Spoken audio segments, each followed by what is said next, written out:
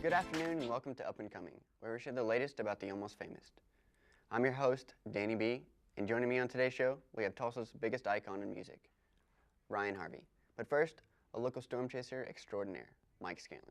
But before we get started though, we have to take a quick break. When we come back, we're going to hear all about Mike Scanlon and what he does. Blackhawk. Officers been deployed at the LZ. Roger. Mission is underway. Cyberbullying! Cyberbullying can scar someone for life. Do you want to hurt them? Cyberbullying is a crime and should not be tolerated. If you're feeling bullied, talk to an adult or a website moderator. I'm watching you. Edge six-packs all day. Tulsa's rock alternative. I don't mind. I don't care. We never talk over the beginning of your favorite songs. Break me down if it takes. We always tell you the artist and title of every song we play. Crawling in my skin. Tulsa's rock alternative. C104.5 The Edge. And we're back. Now I'm here with local storm chaser, Mike Scanlon. So Mike, how'd you become a storm chaser? Oh, let's see. It all started when I was 7 years old. In summertime, my cousin Nick would babysit me, and severe weather would roll through, and I would freak out. I was terrified, and he would lock me outside on the front porch, and a few scary moments on the front porch later. It was I was completely fascinated with severe weather, experiencing it. Snow, hail, tornadoes, all of it. It's just an amazing experience. And to be able to document that for others to enjoy is it's my goal. It's something that you really enjoy, something you love to do. Yeah, I've been filming storms since I was 9. My grandma bought me a video camera from a garage sale, and anytime there were storms, I would go out and film. I'd ride my bike down to the soccer field and film storms coming through, and there were some close calls in that field with lightning. That was some good experience at a young age, what not to do. So you film like lightning and tornadoes, just anything, you know. Right. I never filmed any tornadoes when I was that young, but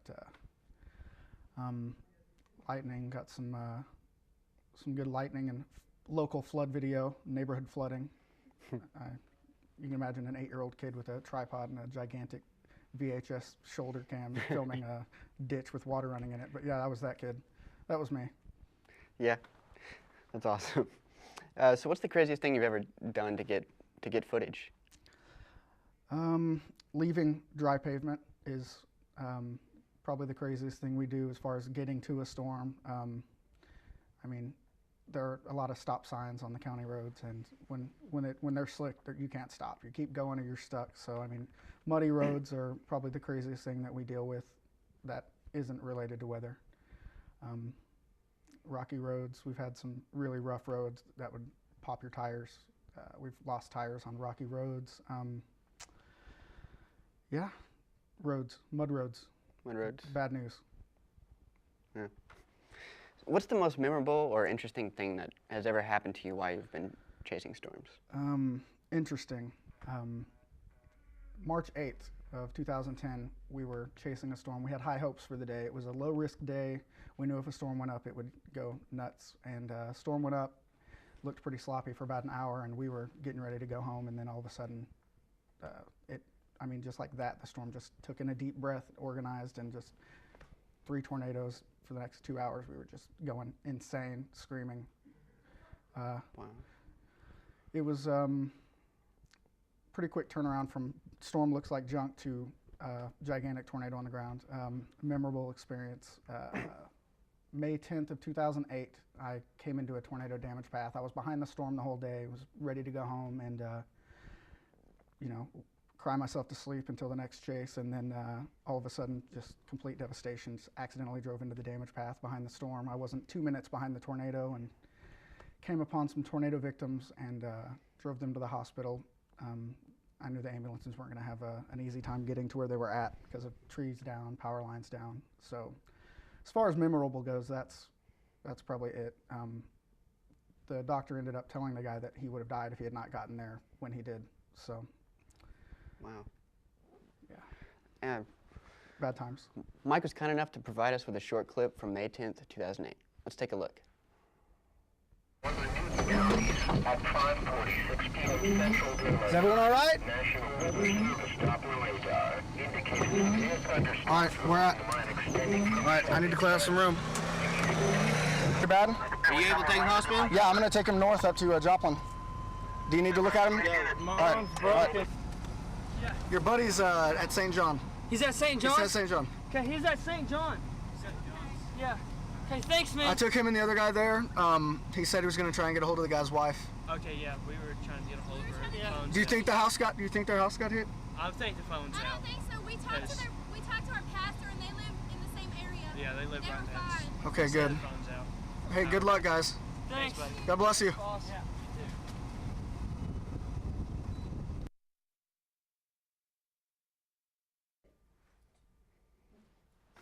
Wow, Mike, that was something else, you know. Yes. I got to ask you, what's it feel like to be a real-life hero? Oh, real life hero. You know what? All I did was drive him to the hospital. You know, I was in a position to help, and you know, I'm glad that it turned out okay. But those students that were with him were the heroes. I don't know how they got him out of that van. I don't know how everyone in that van survived. It was a tree came in through the top of the windshield, all the way through the floorboard, and was touching the ground underneath the van. It was just incredible to me that they got him out of the van. They're the heroes. I just drove him to the hospital. I didn't do anything incredible. They did, but. Well, I mean, if he wouldn't have gotten to the hospital when he did, you know, I mean, who knows what could have happened. And, you know, you were just there in the right place at the right time. Wrong place at the wrong time, yeah, exactly. Yeah. So what are your goals as a storm chaser? What do you plan to do in the future? Oh, as far as storm chasing goes, I think my future is probably just stock video, just shooting good tornado video, good snow, just any type of video that a production company is going to want for natural disaster footage, news footage. They do a lot of specials on certain events, and I capture those events and sell them the video. And that's the only real way to make money, storm chasing.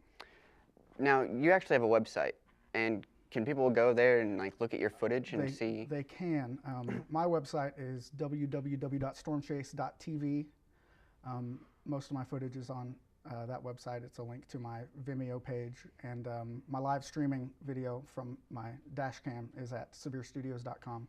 I'm a contracted storm chaser for them, associate chaser, and all the chasers that are out chasing that particular day are on the front page of that website, and you can watch their live streams, and there you go. Wow. So when you go chasing, I mean, do you just go by yourself? Do you have like a group of people that you go with, or how does that work? It's different every time. I prefer to chase alone. It's more of a, you know, personal experience when you're by yourself. When there are other people around, it kind of you lose sight of the goals, and you just, you know, having a good time with your friends. I love chasing with my friends. It's always fun to chase with a few close chasers that I know pretty well. But I chase better by myself, make better decisions. I'm not worried about getting someone home on time because I got to work the next day or something like that. But I'd prefer to chase alone. But that's also bad news if you get stuck or your cell phone dies. So. Something else, man. You got to have a couple screws loose in your head to be able to do that, man. I wouldn't disagree with that at all. Honestly, I'd love to go with you sometime. Well, I'll take you. Really? Really? That's awesome. Awesome, We'll do Mike. that. Awesome. That is so great. Thanks so much for coming on the show. We really Thanks for having appreciate me. everything. And, you know, we'll check out your website, and, you know, hopefully we'll see plenty more. You never know. You could be there again at the right time. We'll see. So, thanks a lot, dude. Thank you. Stay tuned. After the break, we are meeting a 20-year-old producer who is making his mark on Tulsa's rising music scene. We'll be right back. In the business world, competition is everything. Who's the first to get promoted? Who's the first to finish? It's a dog-eat-dog world out there, and if you think you're going to survive on your own, you're wrong. Be prepared for challenges. Know the skills needed to survive and succeed. If you don't, then you'll get tripped up on your work. Discover the skills for a competitive workforce with some help from the Association for Career and Technical Education. know the skills, beat the competition, get the promotion. Each day, thousands of vegetables are consumed for the betterment of mankind. Most of us take them for granted.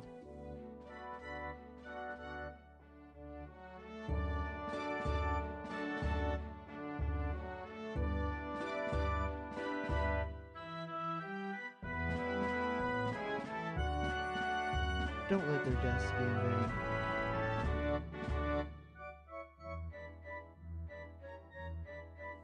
Eat healthy. Eat a salad. Do you want to be here? Or do you want to be here? Dedication. Cooperation. Quality. Respect. Efficiency. Punctuality. Communication. Knowledge. The choice is yours. Discover the skills you need for your dream job. Prepare for a competitive workforce. Do you want to gain field experience? Not that kind of field experience. I'm talking about the skills you will learn in a career. The future into high gear with professional training in the field of your choosing. There's no limit to what you can accomplish with the training of a career tech education. So you can gain field experience, or you can gain the fieldwork experience of your choosing. Career tech education. Discovering skills for a competitive workforce.